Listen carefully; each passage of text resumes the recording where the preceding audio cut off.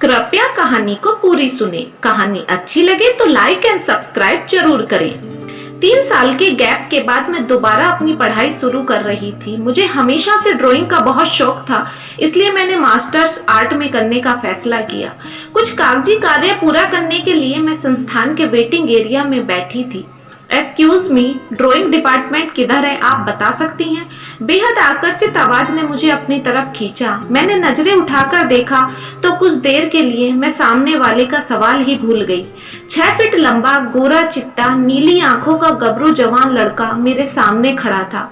मैंने उसे ऐसे देखा कि वह खुद ही झेप गया। किसी तरह मैंने अपने आप पर काबू किया। जी मुझे नहीं पता, मैं भी आज पहली बार आई हूँ। ओह अच्छा, चलो कोई बात नहीं, कहकर वह आगे बढ़ गया। मैं 2 मिनट के लिए उसे ओझल होने तक देखती रही। मुझे नहीं पता एक बार पहले भी धोखा खाने के बाद भी मैं क्यों उसकी तरफ आकर्षित हो रही थी। अपने प्रवेश की सारी औपचारिकता पूरी करने के बाद मैं पहुंच गई क्लासरूम में। क्लास लगभग आधी खाली थी। क्लासरूम में एक कोने की कुर्सी पकड़कर मैं बैठ गई और खाली कागज पर कुछ लाइन खींचने लगी। तभी क्लास में टीचर ने एंट्री ली। गुड मॉर्निंग सर की आवाज से मेरा ध्यान टीचर की तरफ गया। ये तो वही लड़का था जो मुझे वेटिंग एरिया में मिला था। उसकी भी नजर मुझ पर पड़ी और फिर उसने नजर चुरा ली। हेलो, आज मेरा पहला दिन है तो पहले दिन की शुरुआत परिचय से करते हैं। मेरा नाम है डॉक्टर कविराज सिंह और मैं हूँ आपका नया ड्राइंग टीचर। उस लड़के ने अपना परिचय दिया। सबके परिचय के बाद मेरा नंबर आया। जी मेरा नाम है श्रीमती कंचन गुप्ता। श्रीमती सुनकर कविराज सर ने बहुत सिकुड़ ली और मेरी तरफ ढेरों सवाल की नजरों से देखने लगे।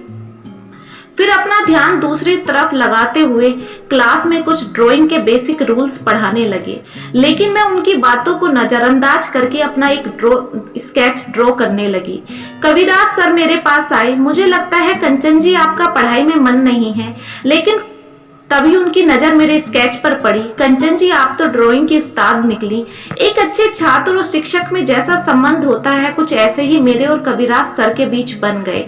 वक्त गुजरता चला गया और हमारी दोस्ती गहरी होती चली गई। एक रोज कविराज सर ने मुझसे मेरे अतीत के बारे में पूछ लिया, जिसका सामना करने से मैं हमेशा बचती थी। आज सर ने मुझसे वही सवाल कर लिया।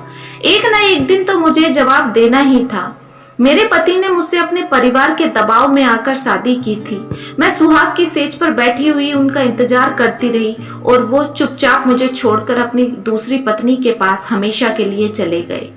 कोर्ट केस खत्म हो जाने के बाद मेरे नाम से श्रीमती हमेशा के लिए हट जाएगा।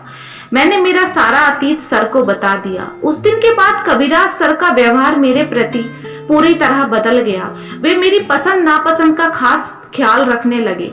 मैं कविराज सर के करीब आती चली गई। शायद इस बात का अंदाजा उन्हें भी था कि मैं पहले दिन से उन्हें पसंद करती हूँ, लेकिन श्रीमती सुनकर उन्होंने अपने कदम पीछे हटा लिए। एक रोज कविराज सर ने अपने जन्मदिन की पार्टी में बुलाया।